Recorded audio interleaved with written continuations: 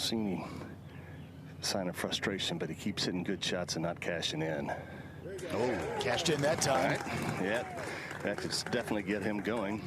Good way to close out that front side. Mitchell turns in 34.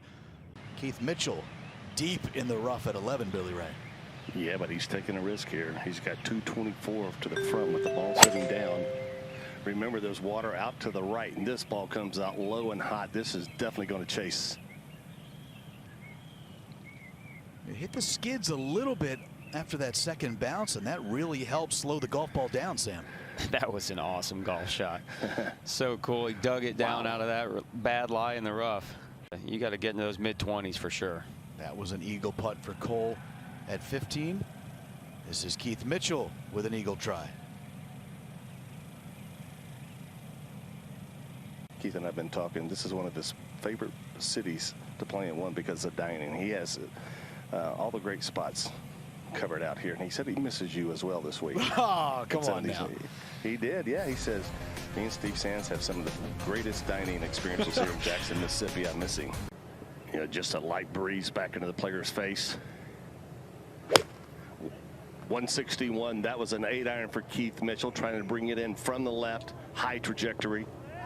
Okay. Oh, my. Yeah. That'll get it done right there. Bud Cauley was in the top 5 after 54 holes. You have to go back 7 years. Currently, he's tied for second. Keith Mitchell is in the same position. Not anymore after that birdie at 13. He's now the closest pursuer to Beau Hossler.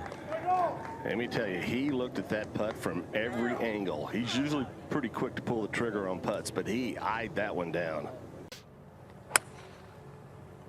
Back with Keith Mitchell, ripping that one from the fairway.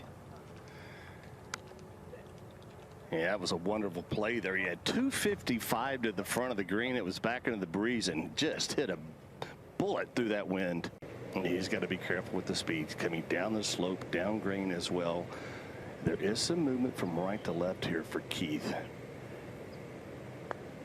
If this ball would go in, I doubt it will be on the, just if it does on the last couple rolls, just trying to inch it down. He'll take that 2-putt birdie at 14. He has been a 54-hole leader on the PGA Tour a couple of times in his career. Didn't win either time, but he does have victorious experience on the PGA Tour. Well, you look at the field right now. I mean, he brings a lot to the table. He's one of the veterans. Here's Keith Mitchell on the tee at 17. Yeah, ball headed to the right. Important to find the fairway here. Not going to happen. Not going to happen. You know, you always said that, Steve, about me when you talked to me, that Cover the rough and maybe somehow stay on the green. That was an unbelievably good shot. Now Keith Billy Ray for the Pine Straw. Well, just to Sam's point there, was able to flight the ball down, had some overhanging limbs there, did not mess with the flag. And he's got it on the putting surface. That was safe. But, man, what a play there by Jacob. Wow. Here as it comes across the green, the last half of the putt is back uphill.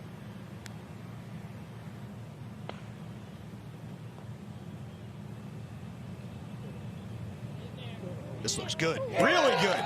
Keith Mitchell races one home from long distance at 17, and suddenly he's back into the lead all by himself in Jackson.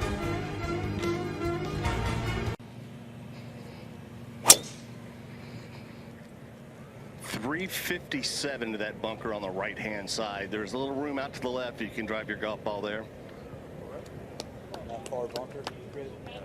It's wild. He's just been a couple of steps.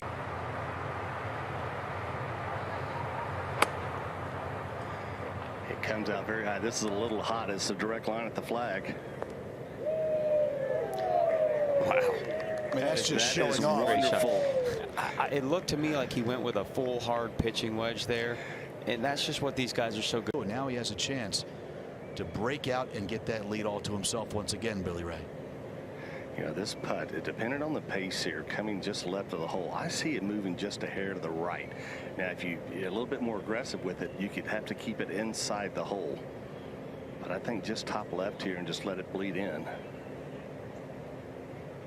That's a 7 under 65. And Keith Mitchell, the first man to reach 20 under par. He'll wait wait to see what Bo Hostler does behind him to see if he has the lead to himself.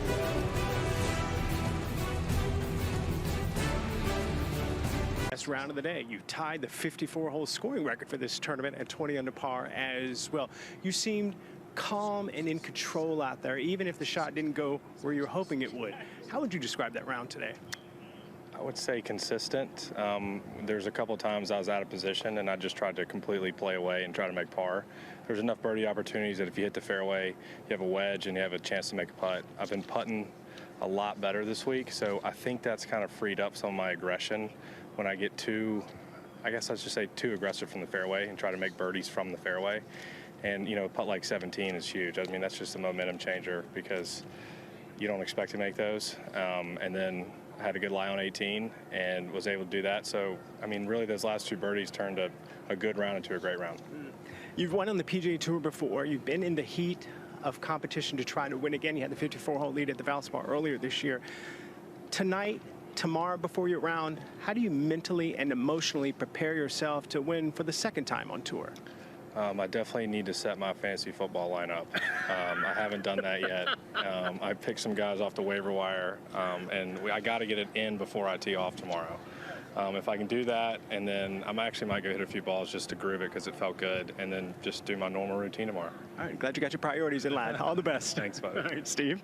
Thanks for watching the PGA Tour on YouTube. Watch another video right here.